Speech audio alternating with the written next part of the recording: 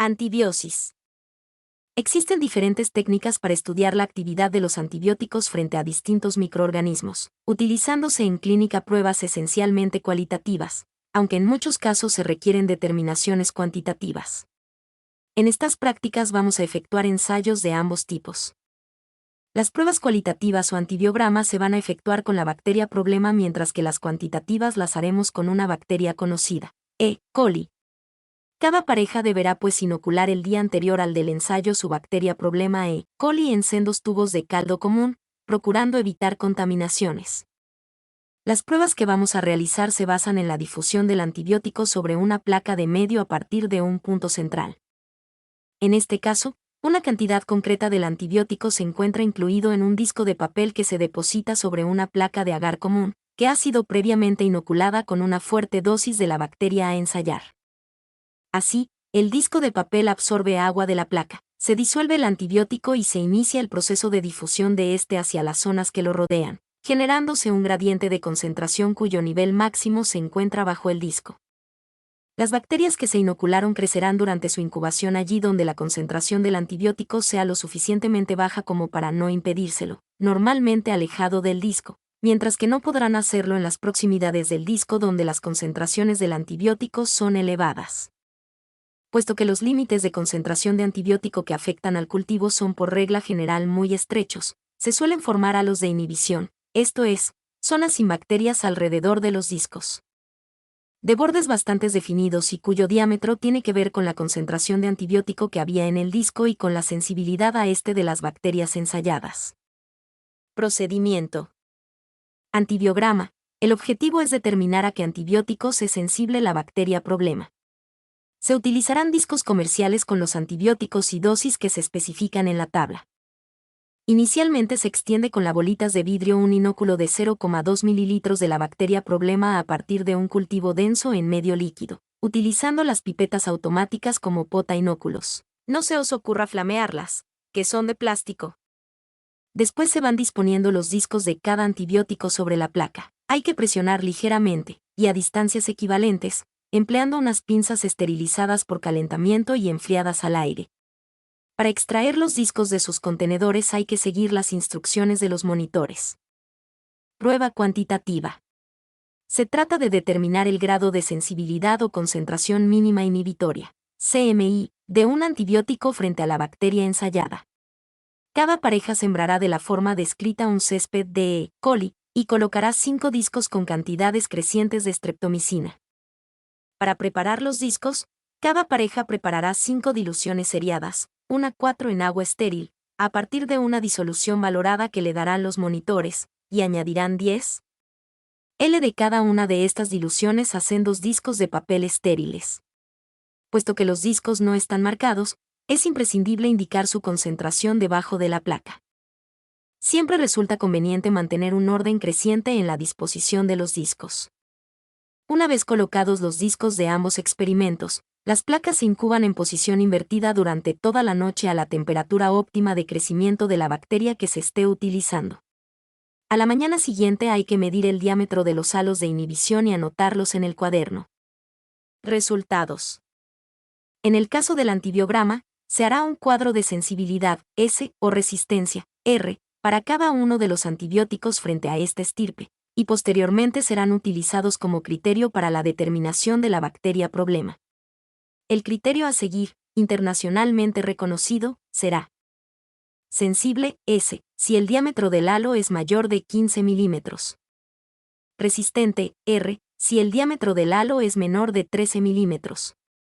Intermedio, R/S, si el diámetro del halo está comprendido entre 13 y 15 milímetros. En el caso del ensayo cuantitativo se representará el diámetro del halo frente al logaritmo de la concentración correspondiente. Los puntos obtenidos entonces se ajustarán a una recta, de la que se extrapolará la concentración necesaria para generar un halo de 15 milímetros, que será considerada como la concentración mínima inhibitoria, CMI, de este antibiótico frente a la bacteria ensayada. Actividad catalasa. Se trata de un ensayo muy simple que intenta determinar si la bacteria problema tiene capacidad para degradar el peróxido de hidrógeno, uno de los agentes oxidantes producidos como consecuencia de determinadas reacciones metabólicas oxidativas propias del metabolismo aerobio. La enzima encargada de degradar este producto es denominada catalasa y aparece en casi todos los microorganismos aerobios obligados o facultativos. Existen sin embargo organismos anaerobios o microaerófilos que carecen de dicha actividad, constituyendo esta prueba un importante elemento taxonómico. El ensayo es muy sencillo, pues basta con añadir una gota de agua oxigenada sobre una colonia del cultivo y observar si de éstas empiezan a desprender burbujas de oxígeno como consecuencia de la actividad enzimática de la catalasa.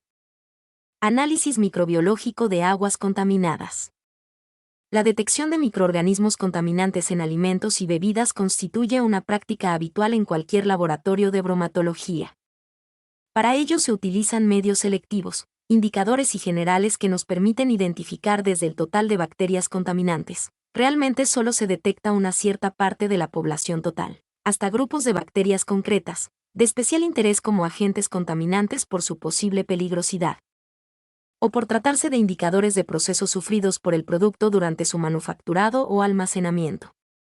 Por razones prácticas, en este experimento solo vamos a tratar de distinguir la presencia y cantidad de 4 posibles tipos de bacterias contaminantes: Escherichia coli, Salmonella typhimurium, Morganella morganii, Enterobacter aerogenes. El método a seguir consistirá en efectuar una serie de diluciones decimales del agua contaminada en solución fisiológica, siguiendo el esquema que se representa a continuación. A partir de estas diluciones hay que inocular los siguientes medios. Para recuento de bacterias totales por ml, hay que extender 0.1 ml de las diluciones 10:5, 10:4 y 10:3/3 placas de agar común, e incubarlas a 37° durante la noche en posición invertida. Tras incubar 24 horas se cuenta el número de colonias y se multiplica por los factores de dilución correspondientes. Determinación de bacterias fermentadoras de lactosa. Se extiende 0.1 ml de las diluciones 10:4 y 10:3/2 placas de agar McConkey, incubándolas de la forma descrita. Una vez crecidas, se cuentan las colonias rojas y las rosáceas y se multiplican ambos números por los factores de dilución. Una vez efectuado el recuento, se toman varias colonias rojas y barra diagonal o rosas al azar y se extiende un inóculo denso sobre la superficie de una placa de agar EMB, incubando a continuación a 37° durante toda la noche.